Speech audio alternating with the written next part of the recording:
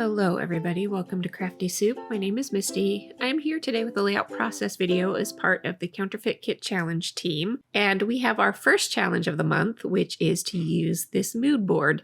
And I was inspired by this mood board in several ways. By the little houses to make a gingerbread house story, by the texture of yarn and sweaters, by the Christmas trees, and by some pretty embellishments. So let's dive into this layout process.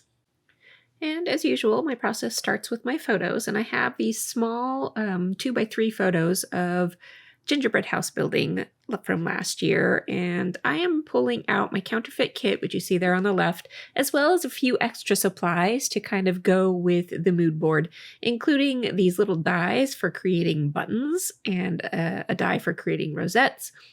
Now, I have this piece left over from various projects going along with my kit build for this month, and I will link you up to the kit build and how I created that kind of quilted pattern paper, which I will be using for creating my Christmas trees. And then I turned my attention to the sweater pattern. I thought I was going to use a embossing folder on this blue paper to create a sweater texture on top of that kind of argyle-y like print.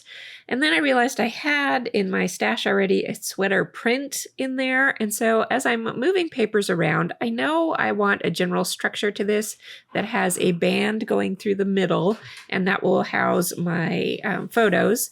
And then, oh, sorry about the noise in the background. And that will house my photos, and I wanted those photos to sit on top of this texture. Now I pulled out a scratch piece of paper to kind of test to see if I could get the texture to fit across an entire 12-inch length. Now these embossing folders are only about 6 inches in length because they're intended for card making, but I like to use my card making supplies on my scrapbook layouts as well. One thing about this particular embossing folder is that it's pretty aggressive, and so adding a bit of spray mist to paper can help ease that texture going in there a little bit. And at this point, this is when I decide that instead of doing that texture on one of my pattern papers, I'm just going to pull out some cardstock, and I'm going to go ahead and make 2 separate pieces. And that way I don't have to worry about piecing these textures together.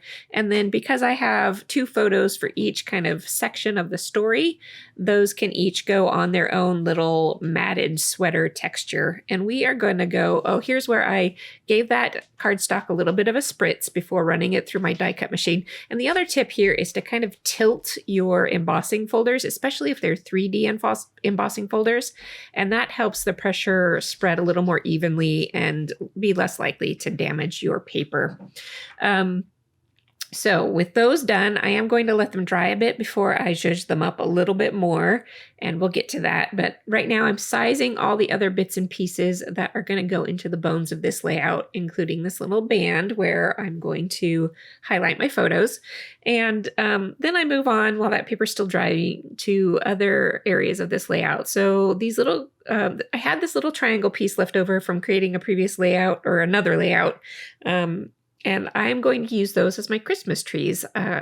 Seeing this much pattern on top of that background, which is not really a Christmassy leafy print, but I'm going to use it anyway. I'm just going to go with it. I decided to ink up the edges of that. And while I was explaining that, I've moved on to creating my rosettes. I have a Tim Holtz rosette creation die that I'm using for this. And if I can find links to any of these products that are still available, I will go ahead and link you up.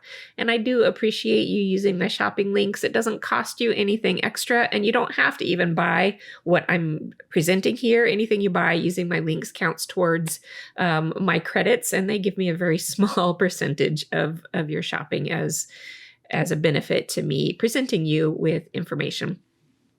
At any rate, these rosettes, I think they're still available, and they do take a little bit of work to get them to piece together.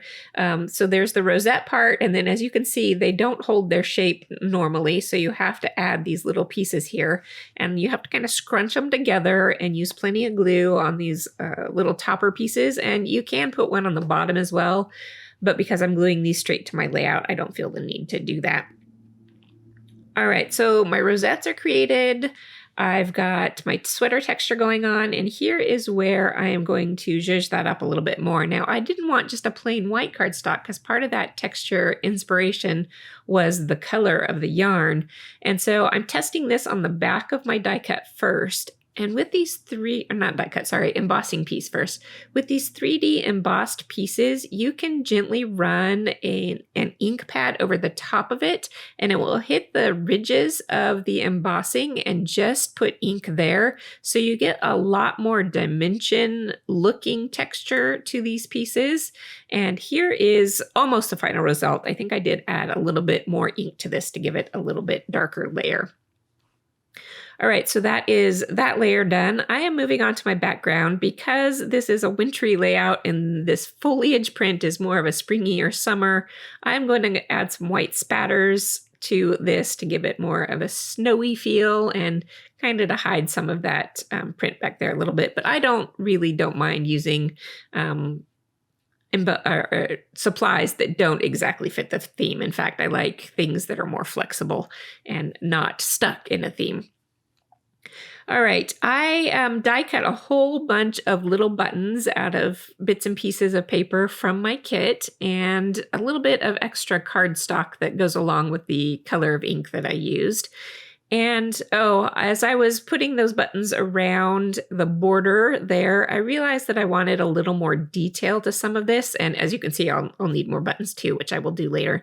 I wanted to add a little bit more yellow to this, both because some of my buttons are yellow, some of the pieces in my Christmas trees are yellow, and I felt like it just needed one more layer of dimension to that background. And then really, this is kind of most of the embellishment that I'm going to have going on here. I am adding just a couple of bits and pieces around kind of the person photo of each of these sections. I've got two kids, one on the left and one on the right, and so their photos will have just a tiny bit of embellishing there. And here's a little bit of a tip. If you are going to use very textural elements to mat behind your photos, you'll need to use a lot of liquid glue. Ask me how I know. I've tried attaching a lot of these things with tape runner in the past and they never hold up. So liquid glue is your friend for these kinds of things, especially these rosettes, which I'm going to glue around the center of that rosette where the paper is dense, and then I'm going to tap, tap, tap a little bit of glue onto each spine and give it some pressure for that glue to attach. You don't need a lot of glue, but you do need a chance for that glue to adhere. So pressure and plenty of spots of glue will give you plenty of adherence, and these things will not fall off on your layouts. All right, I have turned to my title, and at first I thought I was going to use these yellow letters, but I realized that was blending in too much, both with the background because there's not enough contrast between the colors, and I didn't like how it blended in with the yellow strips that I added. So I pulled out some more tealy alphabets, and I'm going to ink those up a little bit with the same ink that I used for my sweater, around my Christmas trees, and those buttons, so that's all the same color. And then I get the rest of my title on there. So it says, "It's that time again." I don't often like to do a lot of holiday layouts because they feel really repetitive to me, because we do the same traditions over and over again. And so that's where my title comes from. It's definitely that sense of repetition. However, I know things are different every single year. This year, my kid on the left had a super short haircut, which is uncommon for her. I think she likes it, and it will be common. But at any rate, these holiday layouts, I really feel like I need to do different things with them because they do feel repetitive to me. So using non-holiday supplies and then making them fit into the holiday feels more down my alley. And maybe it's up my alley. There we go. And maybe it's up your alley too. All right, that is it for this time around. I want to thank you so much for being here and for watching. And again, I would really appreciate if you used my shopping links. I tell you, I don't make a lot of money off of those, but if you use them, it would be helpful. And all the money I've made so far goes right back into the channel with upgrading equipment like the microphone that I just bought recently. So until next time, have an artful day.